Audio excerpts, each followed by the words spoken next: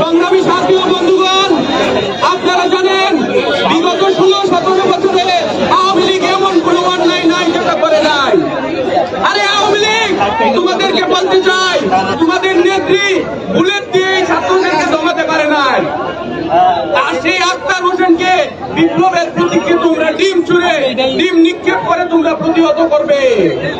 এই বাংলার ছাত্র সমাজ, এই বাংলার বিপ্লবীরা যদি আবার জেগে ওঠে, তাহলে আওয়ামী লীগের দূষররা আছে দৌড়ে দৌড়ে মিছিল করছে, এই দৌড়ে দৌড়ে পালাতে পারবে না। আমি সরকারকে বলবো, আওয়ামী লীগের কত বড় সাহস, তারা ছাত্র উপদেষ্টার উপর হামলা করে, ছাত্রদের বিপ্লবের প্রতীক আক্তার হোসেনের উপর হামলা করে।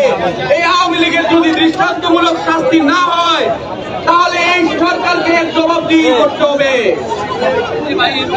আমি সরকারকে বলবো, আওয়ামী লীগের ব্যাপারে সহনশীল না হতে। বিগত 16 বছর অন্যায় করার পরে এই আওয়ামী লীগ এখনো অনুশোচনার শিকার হয় নাই। তারা এখনো বিভিন্ন জায়গায় অন্যায় অনিয়ম করতে চাইছে।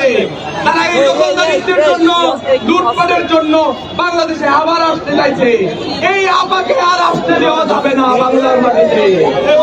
আরেকটা কথা বলতে চাই, যে দলরা বড় বড় দলরা মনে করছেন আওয়ামী লীগকে সমীহ করবেন, ভোটের জন্য তাদেরকে আস্কারা দিবেন, বাংলার মানুষ কিন্তু আপনাদেরকে মনে রাখবে। বাংলাদেশের মানুষ বেরোতে আপনাদেরকে সিল দিবে না। এই দেশের মানুষ রক্ত দিয়েছে, জীবন দিয়েছে। এই দেশের মানুষ কোন সময় আপোষকারীকে পছন্দ করে না।